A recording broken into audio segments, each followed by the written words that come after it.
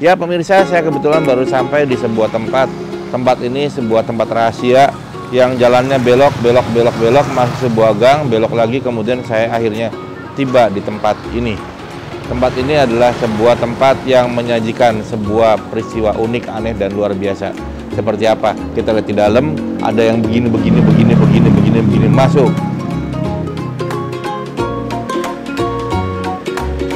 Selamat malam. Ya, selamat malam.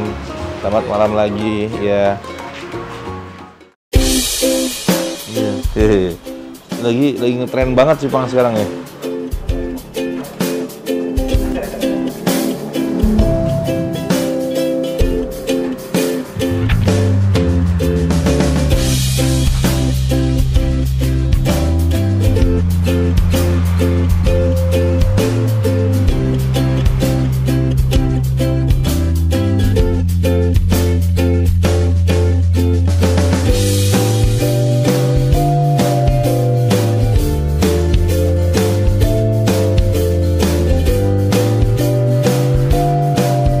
Jadi hari ini saya masuk di sebuah tempat yang tadi saya ceritain begini apa.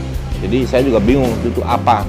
Kemudian saya ingat, oh iya ya, kalau ada orang laki-laki malam mingguan pas pulang-pulang ke rumah suka pada merah di sini tuh. Ada merah apa gerangan? Namanya cupang. Mau tahu nggak di cupang apa? Kali ini judulnya di cupang Tante Rina. Tapi bukan yang itu yang saya bahas sekarang. Saya mau cerita cupang yang sebenarnya. Cupang itu adalah Apang, cupang. Inilah dia, cupang kita. Kita sekarang nonton cupangnya seperti apa. Kita lihat di ujung sana, terus jalan, terus ini masuk. Ini dulu, wah kosong ternyata. Oh ada di pojok. Ternyata karena udah jam 10 dia lagi tidur. Tuh, di pojok dia lagi tidur, kasihan. Kalau ini nggak tidur, dia masih jalan-jalan. Itu dia udah tidur. Ini nggak tidur deh, ini nggak tidur. Jadi ternyata cupang luar biasa. Seperti ikan pada umumnya pemirsa. Ternyata ikan nggak pernah tidur. Matanya melek. Jadi sekarang kita melihat seperti apa ikan yang matanya melek. Tapi ikan ini adalah sebenarnya ikan yang unik. Kalau kita lihat warnanya nggak ada yang sama. Jadi kalau kemarin saya bahas ikan bukan yang cupang, sekarang ikan yang namanya cupang. Karena kenapa dibilang cupang? Karena memang di badannya itu banyak trotolan pemirsa. Banyak trotolan. Kalau cupang Tante Rina warnanya merah. Kalau cupang yang ini warnanya bukan merah. Ada yang hitam, hijau, biru, kuning, putih, dan lain-lain. Maukah Anda di cupang? Nah, kita lihat cupangnya. Lanjut terus.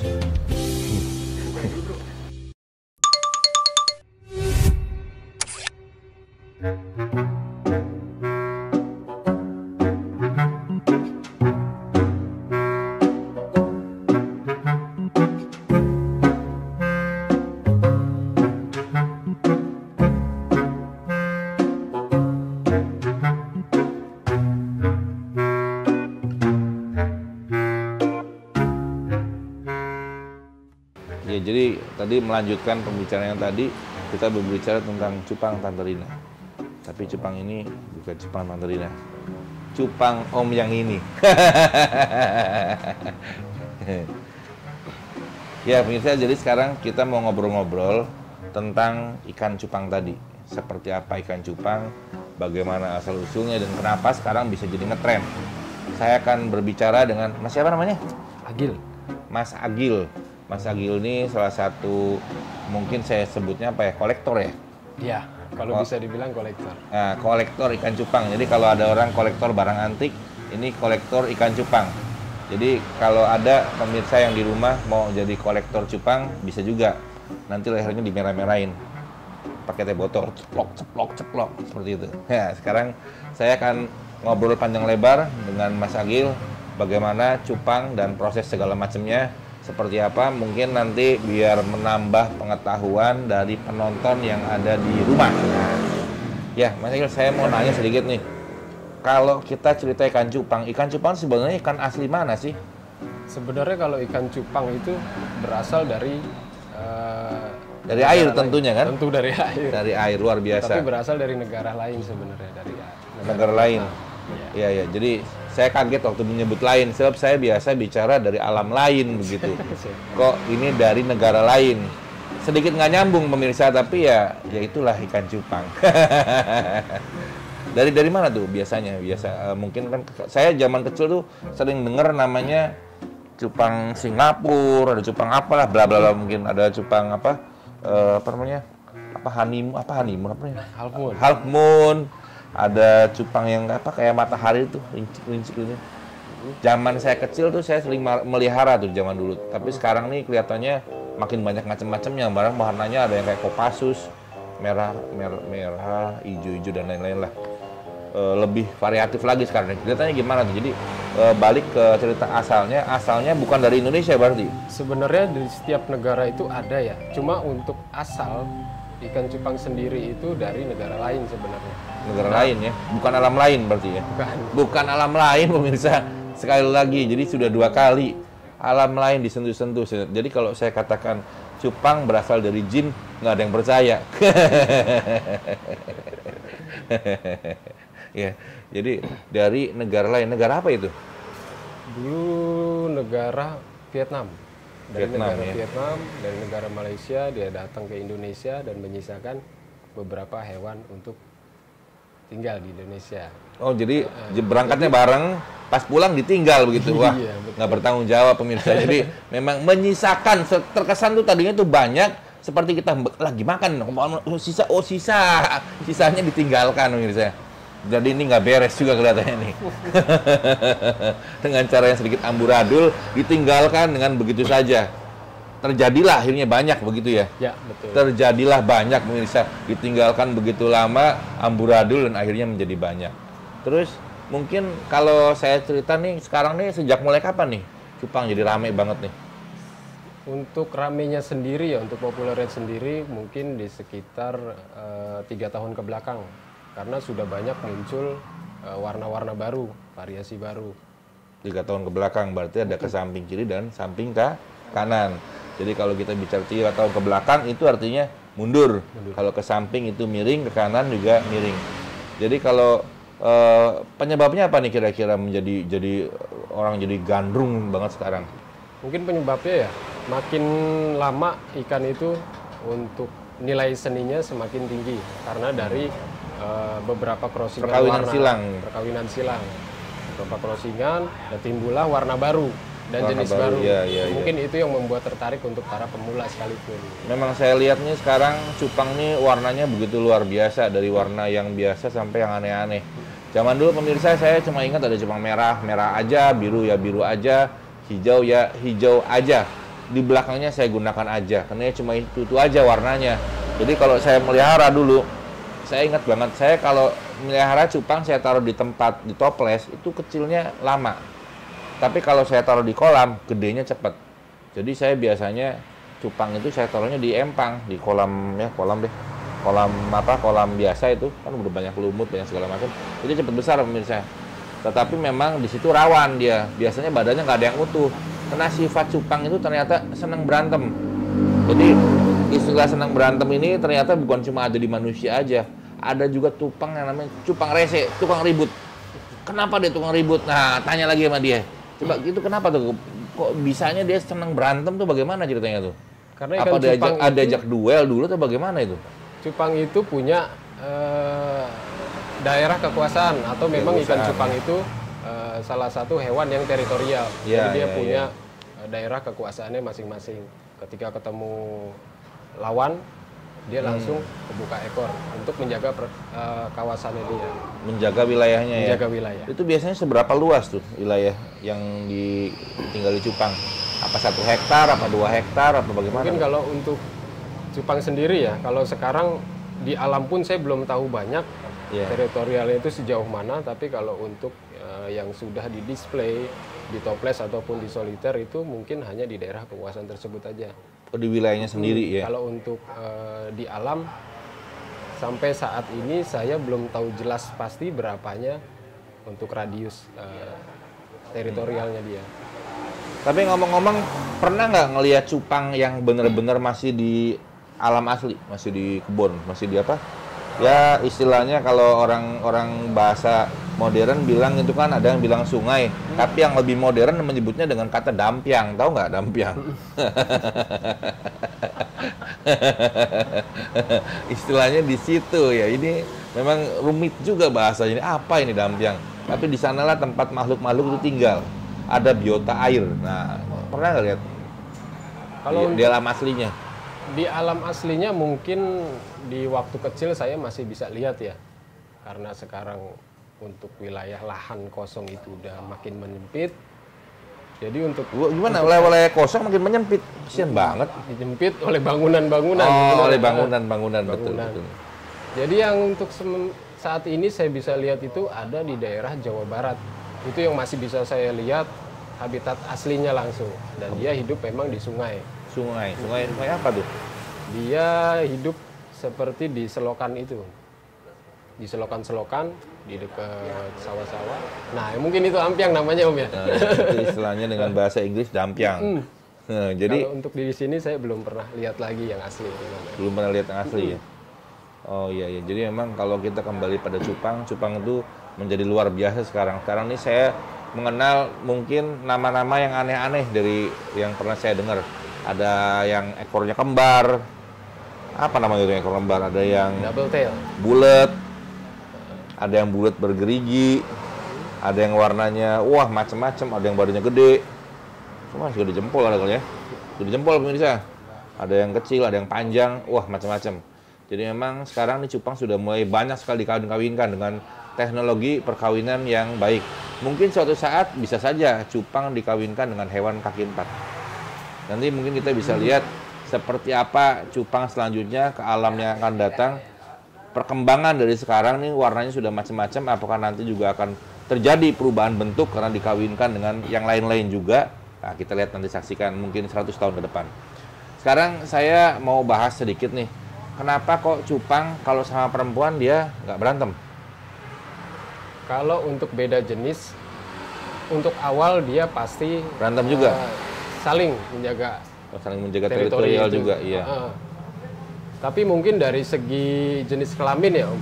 Yeah. Dari tingkat birahinya juga mempengaruhi, dan dia ada yang namanya masa kawin. Iya. Di saat usia dia sudah bertambah, dia udah mungkin tingkat birahinya sudah naik ya, Om. Iya.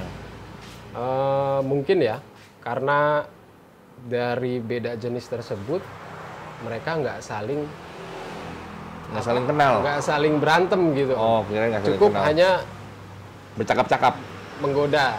Oh, menggoda. Iya. Untuk menarik perhatian agar dia kawin. Iya.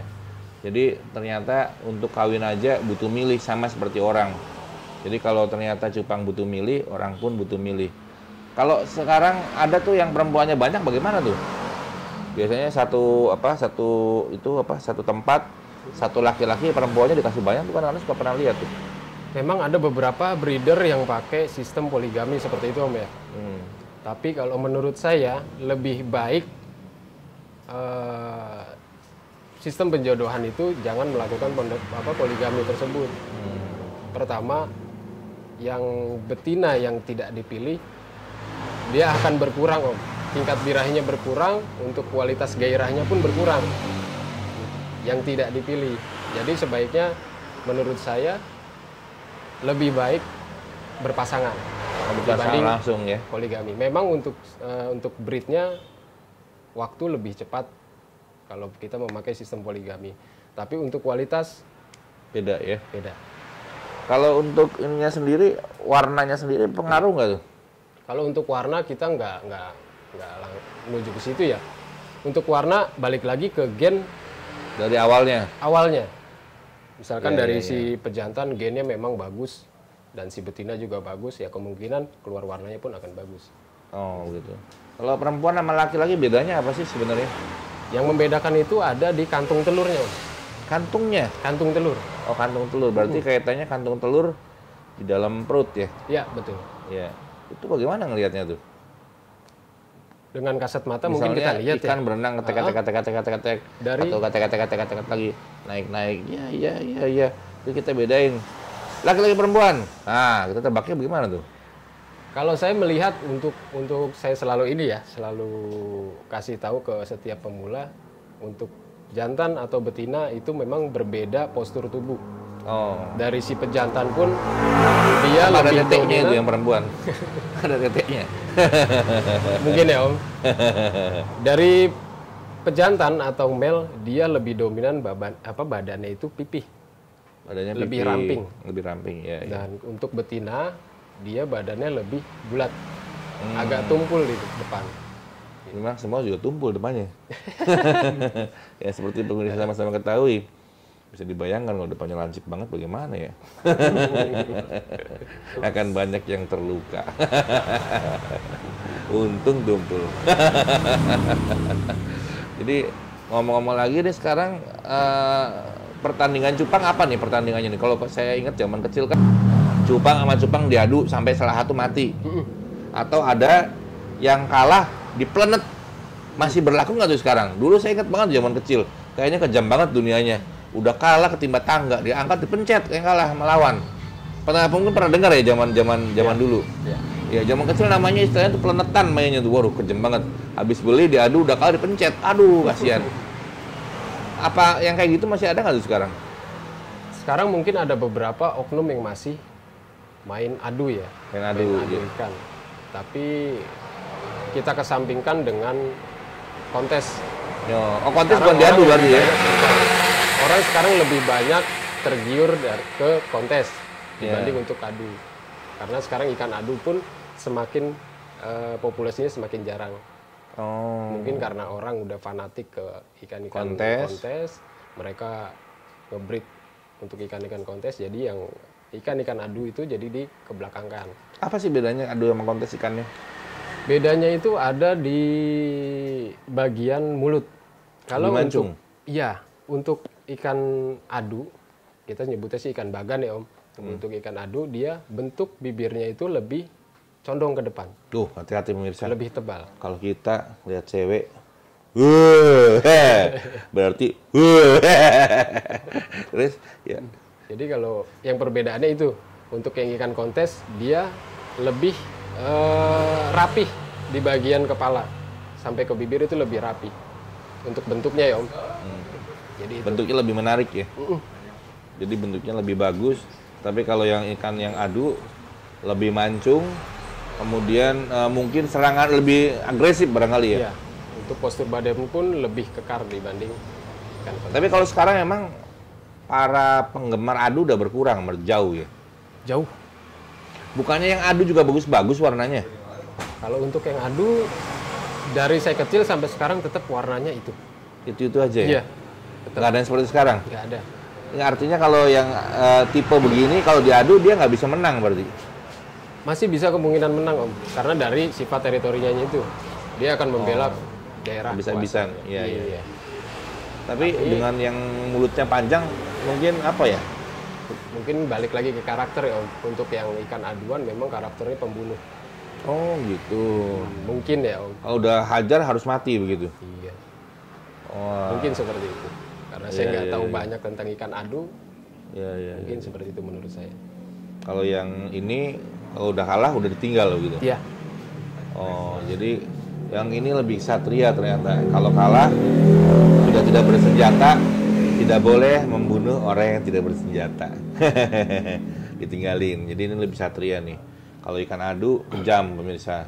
Kalau udah lihat musuhnya nggak bersenjata, sudah menyerah kalah, nah itulah kesempatan dia untuk dihabisi habis-habisan. Jadi memang ikan yang sekarang ini lebih mengutamakan belas kasihan, cinta alam dan kasih sayang sama manusia.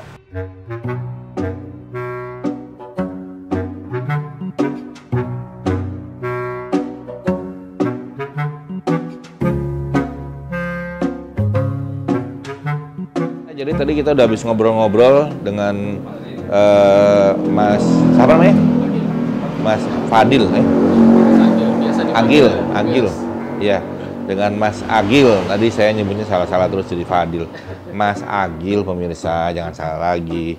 Tadi saya habis ngomong sama Mas Agil dan saya lumayan dapat pengetahuan banyak tentang ikan cupang. Cuman sekarang saya mau bercerita tentang ikan yang lain dari yang lain. Ikan apa? Ikan berkaki. Oh bukan. Jadi saya mau cerita bahwa ternyata berdasarkan versi energi, ikan yang punya warna itu lebih atraktif dan lebih mempunyai energi positif. Tentu kalau kita bicara kepenatan, rasa capek, pusing dan lain-lain, melihat ikan itu bisa membantu refresh, bisa membantu ketenangan, bisa membantu sistem organ menjadi lebih baik. Dan yang jelas, tiap warna di ikan itu mempunyai ciri energi khas yang bisa juga mempengaruhi lingkungan sekitar. Jadi kalau kita sekarang punya ikan beberapa ekor, disarankan mungkin kita punya 9. Yang 8 berwarna terang, 1 ekor berwarna gelap. Tujuannya apa? Ada kepercayaan dan memang ini berkaitan dengan energi yang muncul. Biasanya bila mana akan terjadi hal yang buruk terhadap diri kita, yang berwarna gelap akan mati.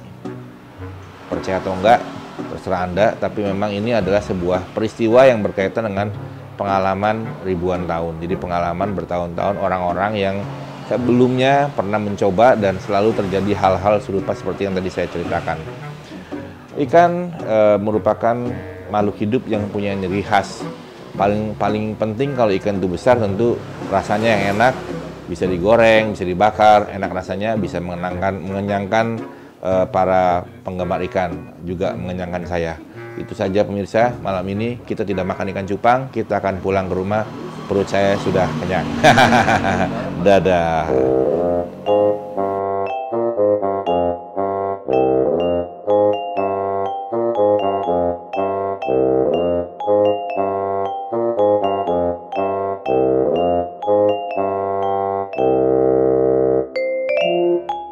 Ya pemirsa, sekarang tadi saya udah closing, sekarang saya buka lagi, terpaksa kena ada yang lupa. Saya sekarang mau nawar ikan, tapi tentu karena tadi kita bicara cupang Tante Rina, sekarang saya bicara menawar cupang. Nah, jadi ditawar bukan berarti saya pulang harus merah-merah lehernya pemirsa, tapi saya datang ke sini mau nawar ikannya, ikan loh, ini ikan loh. Awas tuh, jangan kemana-mana pikirannya loh, jangan ikutan saya. Sekarang kita akan menawar ikan ini berapa harganya? Jangan dekat-dekat nanti kelihatan ikannya.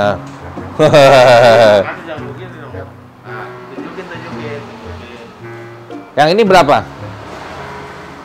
Kalau yang ini saya jual untuk size segini kisaran sekitar 200 ribuan.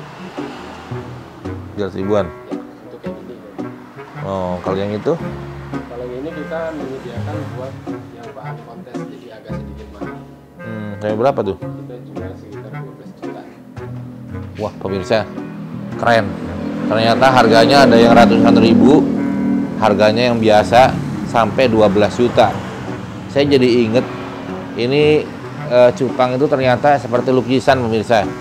Nggak ada batas harganya. Seperti sebuah karya seni. Tapi ini adalah karya seni yang luar biasa. Karya seni alam. 12 juta. Mungkin saya mau nanya sedikit nih. Karena saya biasa kalau beli 12 juta, di pasar saya udah dapat ikan hiu pemirsa. Sekarang saya mau tanya nih. 12 juta boleh tawar nggak? Ya, boleh sedikit tahu. Karena saya nih kebetulan lagi nyari ikan yang mahal-mahal.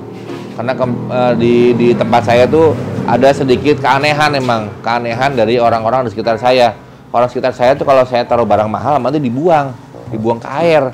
Jadi saya juga mikir gitu, saya mau coba apakah kalau saya taruh cupang dibuang ke air juga atau enggak. Saya pikir siapa yang melakukan itu gitu. Jadi saya mau lihat lagi, kalau saya taruh cupang dia taruh di air apa enggak. Sekarang saya mau nanya lagi, saya mau tawar sampai dapat. Kalau udah dapat, saya mau bawa pulang pemirsa. Setelah saya bawa pulang, saya mau taruh di sebuah tempat, tempat tertentu, tempat yang saya pakai buat jebak orang tersebut pemirsa. Sekarang saya nanya lagi, mentoknya berapa mas? Paling nego sedikit aja. Kalau ya tadi kan 12, nego sedikit. Kalau saya tuh versi saya kalau namanya sedikit itu berarti 2 juta ya. Iya kan? Kan cocok dong. 12 juta jadi 2 juta. Kan masuk akal. Tapi nggak apa-apa, kita tawar lagi sama dia. Coba kita tanya. Gimana kira-kira harganya? Mungkin spesial buat Om ya, saya kasih harga di angka 11. 11 juta ya. Pemirsa, saya dipotong 1 juta, keren, wah lumayan. Jadi saya pikir-pikir, gimana pemirsa? Kita ambil jangan? Ambil, saya tunggu dulu pemirsa. Ambil, saya punya tangan ada 5, bukan, tangan saya 1. Ambil jangan, waduh ambil pemirsa. Jadi mau nggak mau karena tangan saya berkata ambil, kita ambil pemirsa. Semoga dengan 11 juta ini kita mendapatkan sesuatu yang keren. Hahaha. Iya, oke kita ambil pemirsa.